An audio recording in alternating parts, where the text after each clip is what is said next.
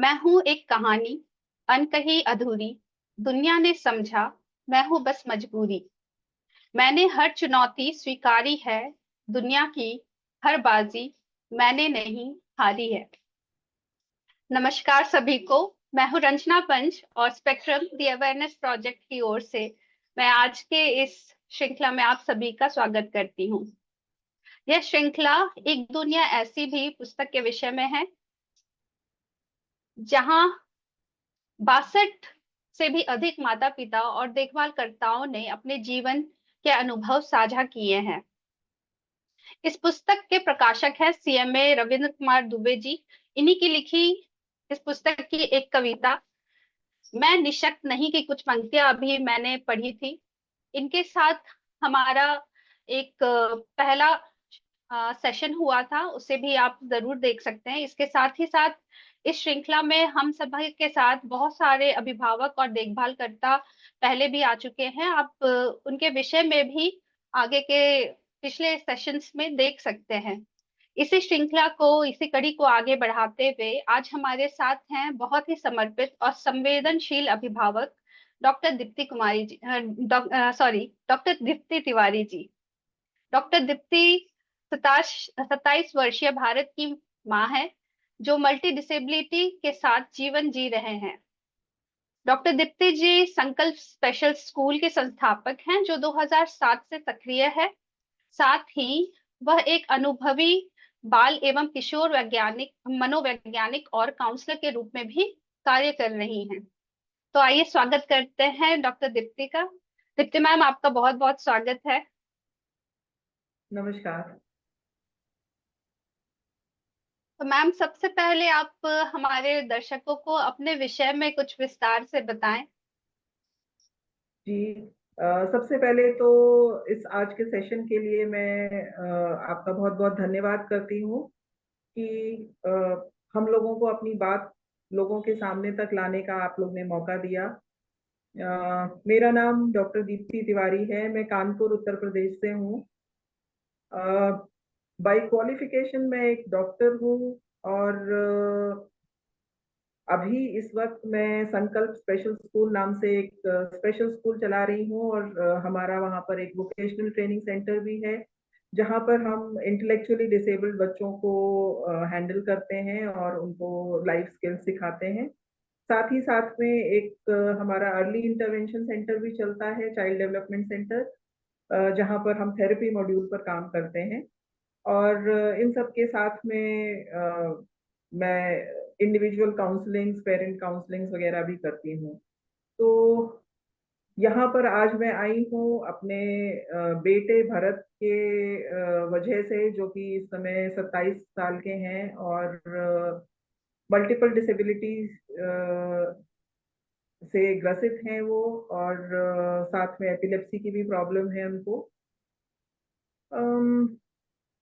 तो इतना ही मैं बताना चाहूंगी। बाकी आगे जो भी जी बात जी हो तो उसमें देखते हैं। जी जी, बिल्कुल। बहुत बहुत धन्यवाद मैम, आपके विषय में और अपने काम के विषय में हमें बताने के लिए। तो मैम, सबसे पहले तो मैं जो एक सवाल पूछना चाहती हूँ कि इस किताब में आपने आपने भी कंट्रीब्यूट किया है, तो इस किताब में शामिल होने की प्रेरणा आपको कहाँ से मिली? कोई विशेष पल है या कुछ ऐसी बात अगर आप हमारे साथ साझा करना चाहती हैं तो प्लीज जी। बताएं। तो ये जो बेटे के साथ में 27 साल का मेरा सफर रहा है, सफर बहुत चैलेंजिंग रहा है, क्योंकि मल्टीपल डिसेबिलिटी, जैसा मैंने कहा कि बहुत तरह उसको बहुत सारी प्रॉब्लम्स थी, साथ में एपिलेप्सी भी थी, तो बहुत तरह से हम उसके साथ में जूझते रहे हैं। और अच्छी बात ये हुई कि इस पूरे सफर में रास्ते में ऐसे बहुत लोग मिलते गए जिन्होंने मार्गदर्शन दिया, जिनको देखकर, जिनको सुनकर कुछ ऐसा प्रेरणा मिली कि आज हम जहाँ पर हैं वहां तक पहुंच पाए हैं। तो अब हमको ये लगता है कि हम जीवन के उस पड़ाव पर हैं जहाँ पर हमने दुनिया से जो कुछ भी लिया है उसको हम किसी भी तरह से गिव बैक कर सकें सोसाइटी को।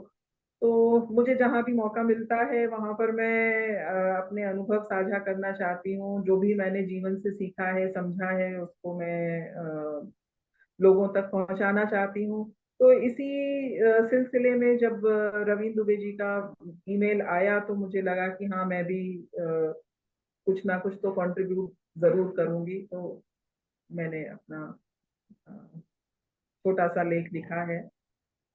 लेख छोटा सा है क्योंकि मेरे पास कोई ऐसे बहुत बड़े अचीवमेंट्स नहीं है शेयर करने के लिए। मेरा जो बच्चा है वो अभी भी डिपेंडेंट है मेरे ऊपर उसकी डेली स्किल्स के लिए, मगर फिर भी हमने जहां से शुरू किया था वहां से बहुत आगे तक आए हैं। तो मुझे लगता है कि सारे ऑड्स को पार करते हुए अगर हम जीवन की गाड़ी को आगे खींच कर लाए हैं तो यही अचीवमेंट अपने आप में सेलिब्रेट करने की एक वजह है। और बस जी, हम कहते हैं कि हर हर एक कदम मायने रखता है। तो अ, हो सकता है किसी और के लिए वो अचीवमेंट ना नजर आए, पर डेफिनेटली जब आप जिस पे बीतती है उसके लिए वो हर एक छोटी बड़ी जो भी चुनौतियां जब भी क्रॉस करता है इंसान, उन्हें जब भी जूझता है और उससे एक कदम भी आगे बढ़ता है तो वो मायने रखती है। तो ये आपने बहुत ही सही कहा मैम, कि जो भी सीख आपको मिली आपके इस जर्नी से, आपने उसे ध्यान में रखते हुए ऐसो लोगों के साथ आपकी हिम्मत किस तरह से बनी रही और आप आज जो कुछ भी कर रही हैं उसके पीछे की प्रेरणा क्या है। तो ये बहुत ही सराहनीय है मैम, थैंक यू, आपने ये शेयर किया उसके लिए। अगला सवाल मैं मैम आपसे पूछना चाहती हूँ कि जैसे जब भारत को न्यूरो डाइवर्स होने की बात की पुष्टि हुई, तो आपने अपने मन की भावनाओं को कैसे संभाला? क्योंकि किसी भी नए अभिभावक के लिए उन चीजों को समझना, जानना, उन चुनौतियों को फेस करना बहुत ही मुश्किल होता है। तो आपने किस तरीके से उस फेज को, उस इनिशियल स्टेज को किस तरीके से आपने समझा, और उस वक्त कि आपने अपने आप को कैसे संभाला? हाँ, इस मामले में भी मेरा एक्सपीरियंस थोड़ा सा डिफरेंट रहा है। डिफरेंट ऐसे रहा है कि भरत की डायग्नोसिस बनी थी जब वो लगभग 4 साल के होने वाले थे, और उनको एपिलेप्सी का अटैक पड़ा था। तो उसके बाद डॉक्टर को दिखाया गया तो उन्होंने एमआरआई वगैरह कराने के लिए कहा। तो उसमें जो भी पिक्चर एमआरआई में आई थी तो उसपे हमें पता चला कि इनके साथ में दिक्कत है। मतलब जो पुष्टि की बात आप कर रहे हैं तो डायग्नोसिस की पुष्टि हुई। उसके पहले तक 4 साल तक मैं उसके साथ में सबसे ज्यादा समय रहती थी बीइंग अ मदर। तो मुझे डेफिनेटली लगता था कि कुछ तो समस्या है इस बच्चे में। उसको 3 साल की एज पर हमने स्कूल में एडमिशन करवाया था, नॉर्मल स्कूल में। तो वहां से भी फीडबैक्स हमको मिलते थे कि नहीं ये बच्चा जो है और बच्चों के साथ में मिक्सअप नहीं हो रहा है, या फिजिकल मूवमेंट्स इसके बहुत अच्छे नहीं है, सीढ़ी चढ़ने उतरने में इसको दिक्कत होती है, बच्चों के साथ में झूला जब झूलने चलते हैं तो ये ऊपर नहीं चढ़ पाता है। तो इस तरह की कंप्लेन्ट्स भी आती थी। और घर में जब मैं कहती थी कि इस तरह की प्रॉब्लम मुझे कुछ लगता है कि दिक्कत है, तो घर वाले उस चीज को मानते नहीं थे कि नहीं नहीं ऐसा कुछ नहीं है, तो ये तुम्हारे दिमाग का फितूर है, ऐसा इस तरह की कोई बात नहीं है। और एक दो डॉक्टरों को भी दिखाया गया, मगर क्योंकि डिसेबिलिटी इतनी ऑब्वियस उस समय नहीं थी, हम्म। और शायद कहीं ना कहीं एक डॉक्टर फैमिली को बिलोंग करने की वजह से ये भी था कि कैसे कहें क्या बताएं। तो हमको किसी ने कभी कुछ बताया नहीं, लेकिन हमको ये लगता था। तो जब वो फाइनल हमको डायग्नोसिस मिली तो मेरे लिए तो वो एक तरह से दुविधा का अंत था। जो मैं इतने साल से 4 साल से दुविधा में चल रही थी कि नहीं कुछ तो है, फिर कभी लगता था नहीं सब ठीक है, फिर क्या करूं क्या ना करूं। जो एक नॉर्मल कोर्स होता है बच्चे का, स्कूल में एडमिशन पढ़ाई, वो करने की कोशिश कर रहे थे मगर कर नहीं पा रहे थे, फ्रस्ट्रेशन हो रहा था। तो उस सब से निजात मिलके मुझे एक ये हुआ कि हाँ अब हमें पता है कि इस बच्चे के साथ में ये दिक्कत है और अब हमें एक दूसरे रास्ते पर जाना है। तो वो एक एक दुविधा का अंत था। हाँ डेफिनेटली ये सोचकर बहुत तकलीफ होती थी कि ये पता नहीं इसका फ्यूचर कैसा होगा, आगे चलकर कैसे ये कितना कोप अप कर पाएगा, या कैसी इसकी जिंदगी होगी, या हमारी जिंदगी कैसी होगी, ये सब चीजें लगती थी। हम्म, मगर वो जो दुविधा वाला फेज था, उससे तो ये वाला फेज फिर भी मैनेजेबल था। तो और फिर आगे हमको इनकी डायग्नोसिस की वजह से उतनी दिक्कत नहीं हुई जितनी दिक्कत हमको इनकी एपिलेप्सी की वजह से आई है। क्योंकि इनकी एपिलेप्सी जो थी वो ड्रग्स को रिस्पॉन्ड नहीं कर रही थी, दवाओं को बिल्कुल रिस्पॉन्ड नहीं किया। मैंने हम कानपुर में हैं तो पहले कानपुर में दिखाया, फिर लखनऊ में दिखाया, फिर दिल्ली में दिखाया, फिर बैंगलोर लेकर गए, निम्हांस में दिखाया। तो वहां पर भी ये हुआ कि जैसा इसका सीटी स्कैन में या एमआरआई में पिक्चर है, उसके हिसाब से आपका बच्चा जितना कर रहा है उसको भगवान की कृपा समझिए, इससे अधिक कुछ हो नहीं सकता, इस तरह की बातें उस समय हुई। तो फिर हमारा जो है स्ट्रगल, मतलब मेडिकल छोड़कर हमने फिर ऑल्टरनेटिव थेरेपीज की तरफ थोड़ा सा रुख किया। हमने होम्योपैथी ट्राई किया मगर वो भी सूट नहीं किया। आयुर्वेद ट्राई किया मगर उससे भी प्रॉब्लम्स कम नहीं हुई, बढ़ ही गई बल्कि। तो ये सब चीजें चलती रही। तो मेरा स्ट्रगल इनकी डायग्नोसिस से उतना नहीं था जितना हमको सही रास्ता ना पता होने की वजह से समस्याएं आई हैं। तो और इसी सब के बीच में मैंने ये स्कूल खोला, क्योंकि जब हमको थोड़ा सा रास्ता समझ में आया कि हाँ कैसे करना है, क्या करना है, और कैसे बच्चे को हैंडल करना है, तब हमने उसके लिए स्कूल खोजना शुरू किया। तो उस समय कानपुर में सिर्फ एक स्कूल था और वो भी बहुत अच्छा नहीं था।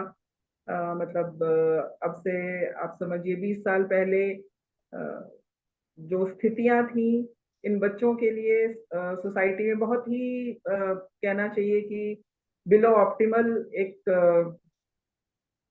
स्थितियां चलती थी। तो उसमें फिर हमको बहुत संतोष नहीं मिला, तो फिर ये स्कूल खोला गया।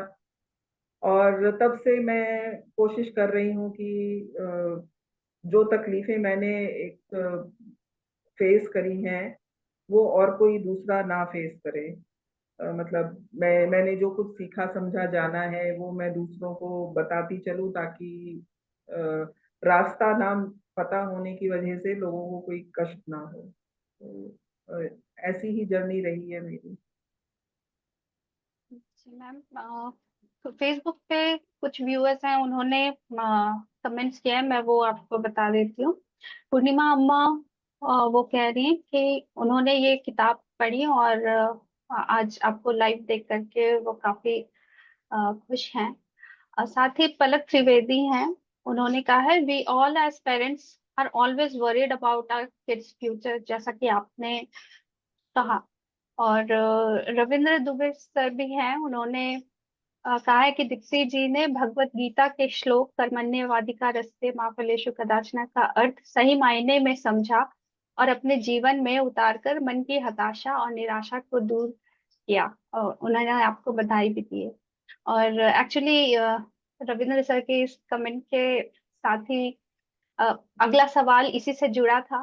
तो मैं वो सवाल भी आपसे पूछती हूँ कि जैसे इस श्लोक का उल्लेख आपने पुस्तक में भी किया है, अपने किताब में भी लिखा है, तो इस श्लोक ने आपको कैसे संबल दिया और आपका दृष्टिकोण कैसे बदला जीवन के प्रति, या आप जिस दौर से गुजर रही थी उसमें इसने आपका कैसे साथ दिया? जी। आ, हम लोग मेरा जो बैकग्राउंड रहा है, एक एकेडमिक फैमिली को बिलोंग करती हूँ मैं, तो पढ़ने लिखने से बहुत हम लोग का रूटीन में शामिल रहा है हमेशा पढ़ाई लिखाई। तो जब भरत की तबीयत बहुत खराब रहती थी, फिट्स बहुत ज्यादा आते थे, दिन में 20-25 अटैक्स, कभी कभी 50 अटैक्स भी आते थे उसको। तो दिन भर ऑलमोस्ट वो बेड पे ही रहता था और हम उसके साथ में बैठे रहते थे, समझ नहीं आता था कि टाइम कैसे बिताएं। तो उस समय कोई ना कोई किताब लेकर अक्सर बैठ जाते थे, जहाँ पर कुछ पढ़ते रहते थे। उन्हीं दिनों में गीता भी पढ़ा। और बहुत ज्यादा तो नहीं कहूंगी, क्योंकि वो मानसिक स्थिति ऐसी नहीं थी कि बहुत कुछ पॉजिटिव हम सोच सकें या कर सकें। मगर इस श्लोक को पढ़ के मुझे डेफिनेटली ये समझ में आया कि इस बच्चे के लिए हमको जो करना है, मतलब हम दवाएं दे रहे हैं, उसका असर नहीं हो रहा है, तो हम क्या कर सकते हैं। दवा देने से आगे तो मेरा कोई बस नहीं है, हम कुछ भी ऐसा तो कर ही नहीं सकते हैं, हमको कुछ भी नहीं पता है कि हम इससे आगे क्या कर लें। तो अब दवा देना हम छोड़ नहीं सकते हैं, दवा देने के सिवा कुछ और कर नहीं सकते हैं, तो मेरा केवल मेरे कर्म पर ही अधिकार है। इससे आगे फल क्या मिलेगा, कब मिलेगा, कैसे मिलेगा, इस पर मेरा कोई जोर नहीं है, या इससे मुझे बहुत ज्यादा, मतलब रिजल्ट से बहुत ज्यादा अटैचमेंट नहीं रखना है। ये मैंने उस वक्त सीखा। और इस थॉट ने ही मुझे उस फेज से, वो जो 3-4 साल का फेज था, जब भरत की तबीयत बहुत ज्यादा खराब रहती थी, उस फेज से निकलने में मुझे इसी श्लोक ने शायद मतलब पुल थ्रू किया। जनरली हम लोग की हैबिट क्या होती है कि हम कुछ भी कर रहे हैं तो हमको लगता है कि हम ये करेंगे तो ये हो जाएगा, और जीवन में अक्सर होता भी है। अगर हम बहुत सोच समझकर बहुत कैलकुलेटेड एक्शंस लेते हैं तो अ, जो हम सोचते हैं वो रिजल्ट्स हमें मिल भी जाते हैं। मगर और हमारा बैकग्राउंड ऐसा था, हमने लाइफ में कभी कोई ऐसे अनकैलकुलेटेड कोई काम नहीं किया था, कभी कोई ऐसा काम नहीं किया था बिना सोचे समझे या इम्पल्सिव होकर कोई काम करें, इस तरह का हमारा बिल्कुल नेचर नहीं था। तो हर चीज बहुत सोच समझ के करना और बहुत प्लान्ड वे में करना, वैसा नेचर था। तो ये एक ऐसी सिचुएशन आई थी कि हम जो कुछ भी कर सकते हैं सब कर रहे हैं, फिर भी जो रिजल्ट हमें चाहिए वो बिल्कुल नहीं मिल रहा है। तो इस सिचुएशन से बाहर निकलने में ये श्लोक ही एकमात्र चीज थी शायद, जिसमें मतलब एक समझिए कि अ, तिनके का सहारा जैसे मिला और हम पार कर पाए वो सारी परिस्थितियों को। तो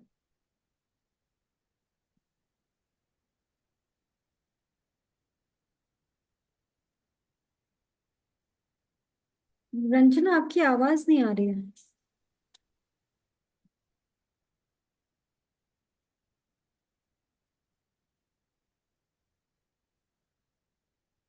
एक बार फिर से बोलिए। नहीं, आपकी आवाज नहीं आ रही। मैम, आपको सुनाई दे रहा है? हेलो। हाँ जी, अब सुनाई दे रहा है, बोलिए।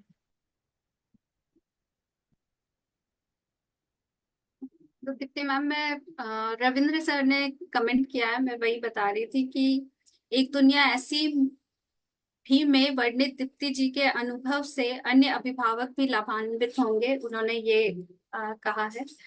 और जैसा कि आपने कहा कि डूबते को तिनके का सहारा मिल जाना, मतलब एक एंकर भी मिल जाता है, तो वह वही हिम्मत बनाए रखने में सहायता करती है। तो आपने अपना जो अनुभव साझा किया वो जैसा कि सर ने भी कहा है कि इससे दूसरों को भी जरूर से लाभ मिलेगा, तो उसके लिए बहुत धन्यवाद।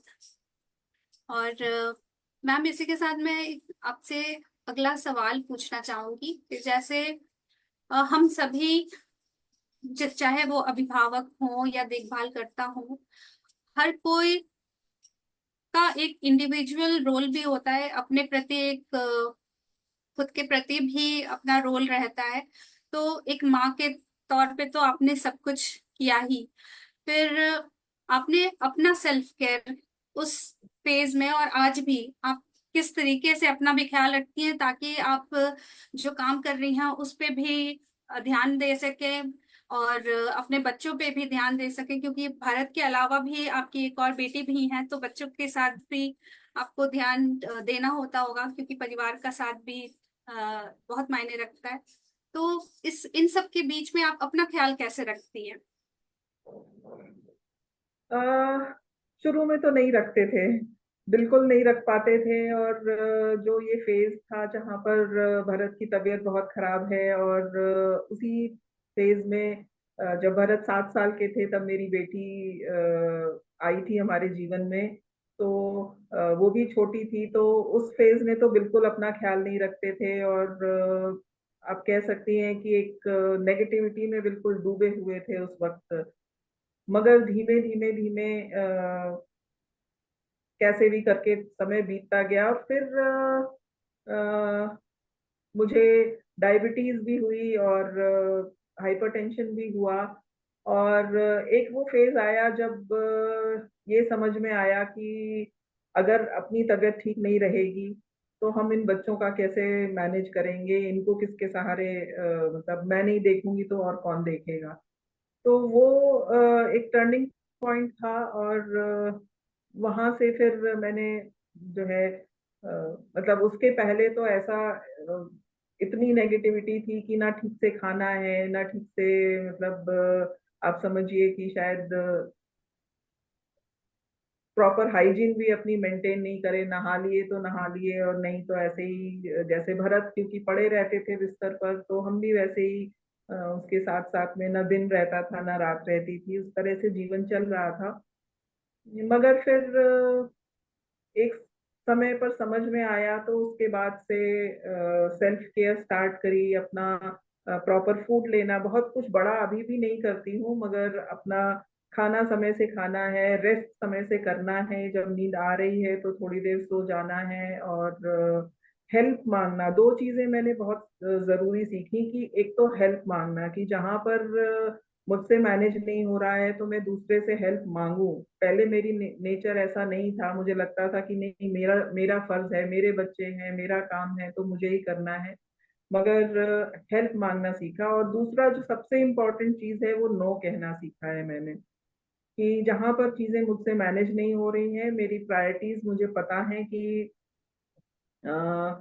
मेरे जीवन में सबसे इम्पोर्टेंट मैं खुद हूँ, और उसके बाद मेरे बच्चे हैं, और घर परिवार है, उसके बाद मेरा काम है, और बाकी दुनिया सब उसके बाद है। तो जहां पर मुझे लगता है कि कोई चीज मेरी सीमा से बाहर जा रही है तो मैं नो कह देती हूँ अब, जो कि पहले नहीं कहती थी। तो उस ये नो कहना सीखने से मुझे लाइफ में अपने बहुत स्पेस मिली है और सेल्फ केयर के लिए थोड़ा टाइम मिला है। इसके अलावा मैं अगर कुछ पॉजिटिव करने की बात कहूँ तो वो मेरा रीडिंग है, म्यूजिक सुनना मुझे बहुत पसंद है, और मेडिटेशन।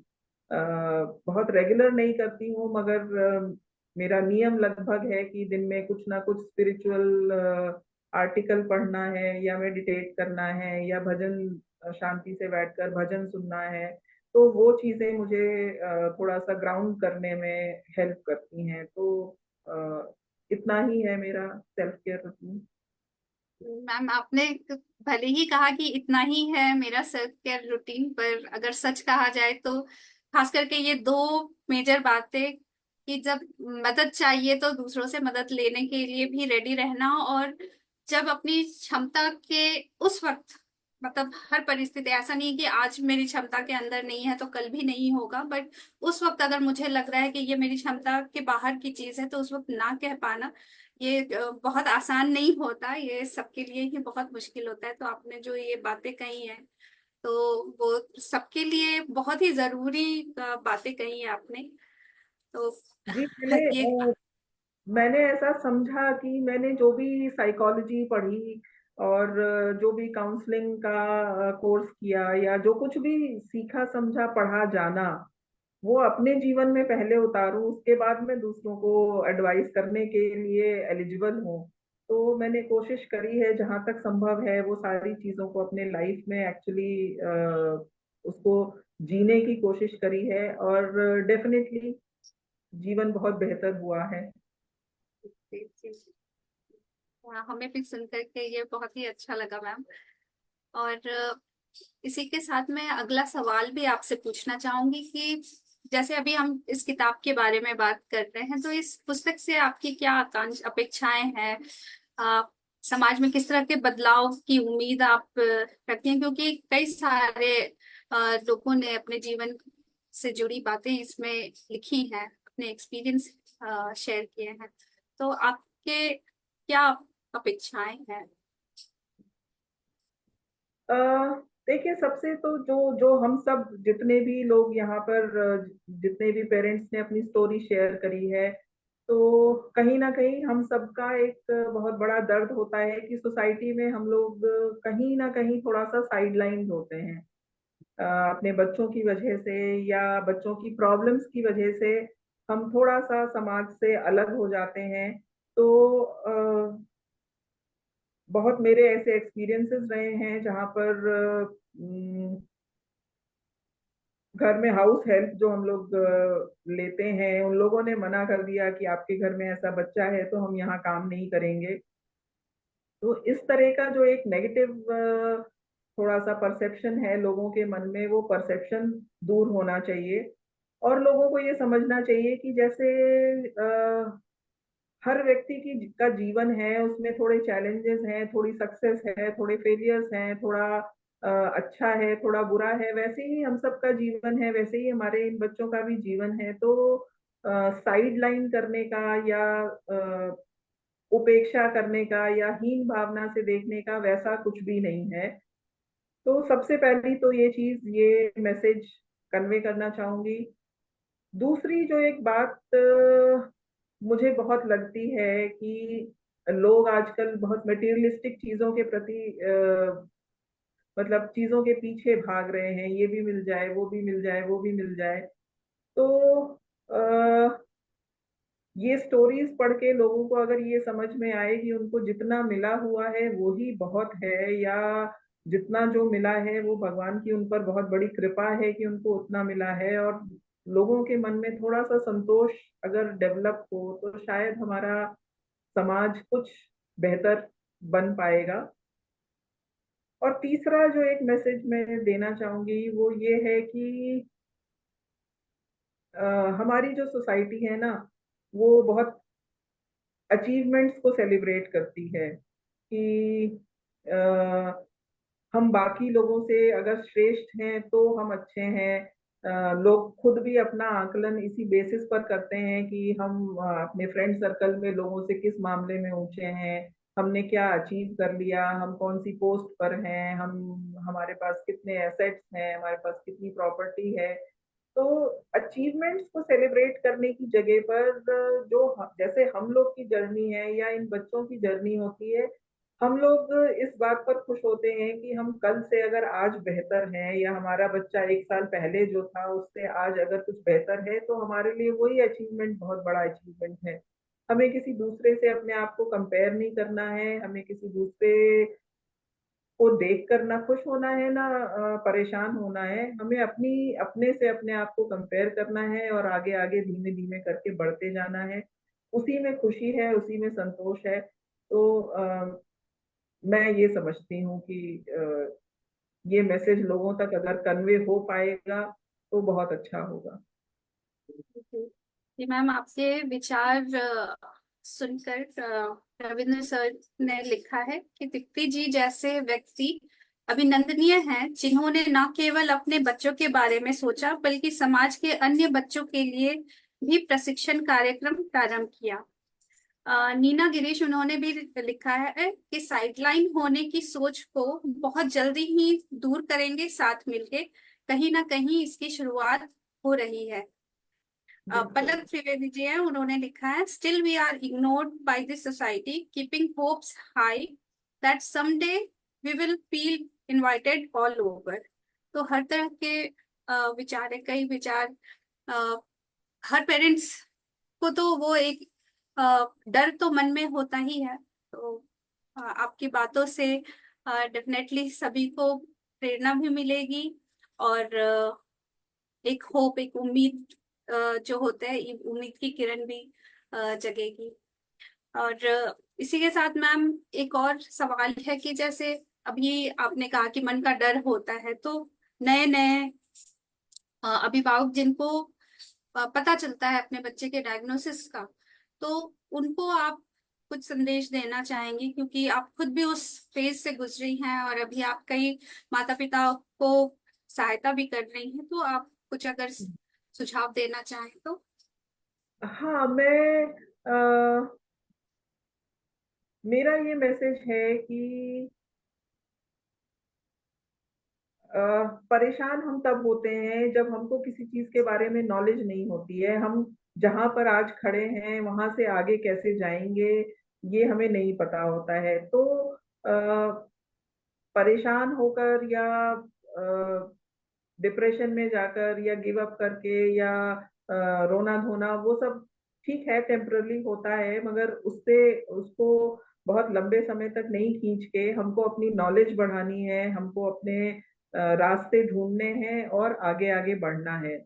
और एक मैं स्टोरी पेरेंट्स को सुनाती हूँ, शायद आप लोग ने कभी कहीं पर पढ़ी होगी कि अगर हम घर से निकले हैं दिल्ली जाने के लिए और हमारी ट्रेन जो है डी रूट होकर मान लीजिए हरिद्वार पहुंच गई। तो अगर हम इस बात पर दुखी होते रहेंगे कि हम दिल्ली नहीं पहुंचे, हम दिल्ली नहीं पहुंचे, हम दिल्ली नहीं पहुंचे, तो हम दुखी ही होते रहेंगे। और अगर हम ये सोचने लगेंगे कि चलो हरिद्वार आए हैं, यहीं से ढूंढते हैं, यहाँ पर भी कुछ अच्छा होगा, यहाँ पर भी कुछ मजा आ सकता है, यहाँ पर भी कुछ हमें ऐसी चीज मिल सकती है जो हमें बहुत प्रसन्न कर देगी, तो डेफिनेटली हमें वहां पर भी कुछ और मिलेगा। तो ऐसे ही हमारे इन बच्चों की जर्नी होती है।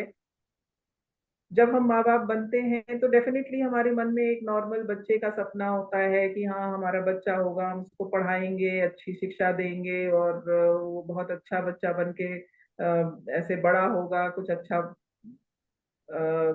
अच्छा करियर चूज करेगा और जीवन में कुछ अच्छा करेगा। तो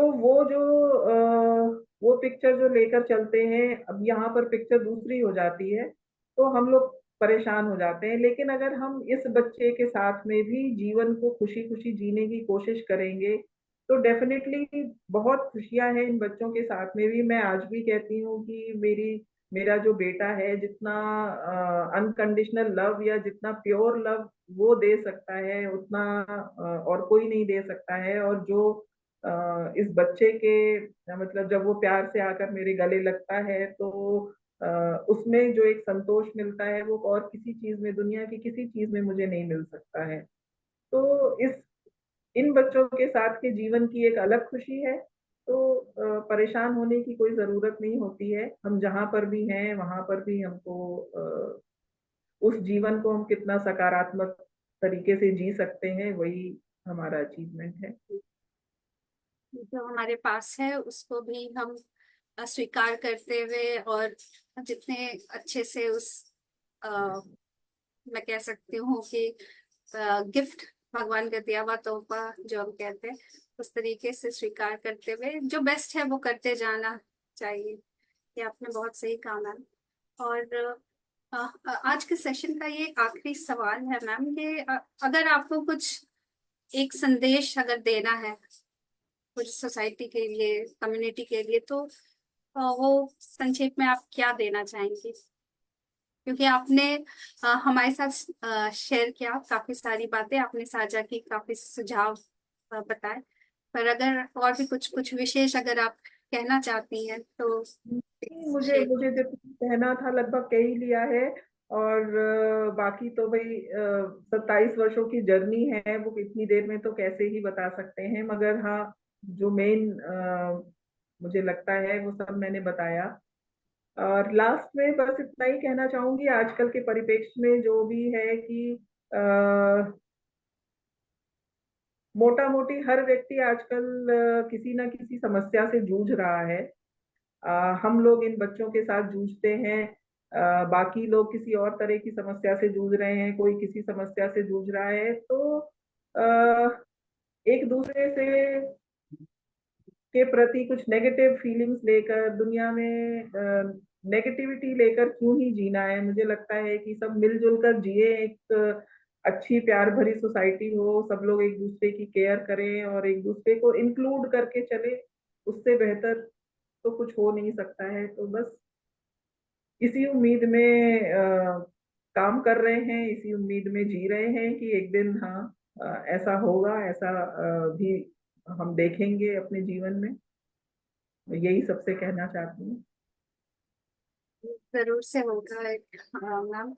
और आपने जितनी भी बातें शेयर की, तो अपने जर्नी से रिलेटेड, अपने काम से रिलेटेड अपने अनुभव जो भी साझा किए वो सभी प्रेरणादायक हैं। और आपका बहुत बहुत धन्यवाद कि आपने इतना खुलकर सारी बातें की, हमारे साथ शेयर किया।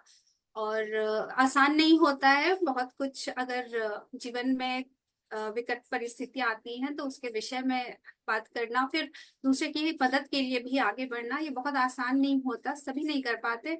तो आप कर रही हैं तो आप एक बहुत बड़ी प्रेरणा के स्रोत हैं मैम। सो उसके लिए बहुत बहुत धन्यवाद, और हमारे साथ सारी बातें शेयर करने के लिए भी बहुत धन्यवाद। हमारे टीम की ओर से जितने भी लोग हैं उन सभी की ओर से भारत को और आपकी बिटिया के लिए भी उज्जवल भविष्य के लिए हम निरंतर शुभकामनाएं देते हैं। और इस सेशन को खत्म करने से पहले इस पुस्तक में लिखी एक प्रार्थना है, मैं वो पढ़ना चाहूंगी।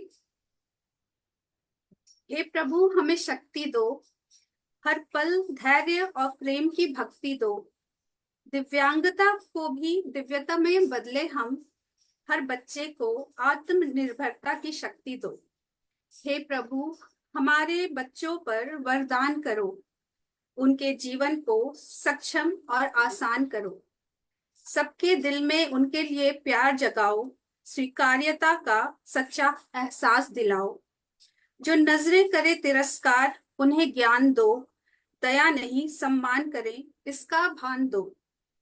हे प्रभु, हमारी विनती स्वीकार करो, दुखों के बादल हटा खुशियां भर दो। दुनिया की झंझावत हमें न डिगाए, हर कदम पर हमें ऐसा संबल दो। सपनों के पंखों को उड़ान दो प्रभु, मुश्किलों में भी आनंद का भान दो प्रभु। तो इस प्रार्थना के साथ ही मैं जितने भी दर्शक हैं और उन सभी से अनुरोध करूंगी कि वो ये पुस्तक एक दुनिया ऐसी भी, बालकों से जानिए विशेष बालकों के सफर को, इस पुस्तक को जरूर से पढ़ें। और ये अमेज़न में उपलब्ध है, तो आप इसे वहां से खरीद सकते हैं। और इस पुस्तक में कई सारी ऐसी कहानियां हैं, और आगे की श्रृंखला में हम और भी अभिभावकों से मिलेंगे, देखभालकर्ताओं से मिलेंगे और जानेंगे उनके सफर के बारे में। तब तक आप सभी अपना ध्यान रखें, और हमारे साथ जुड़ने के लिए बहुत बहुत धन्यवाद। धन्यवाद Deepti ma'am. Thank you so much.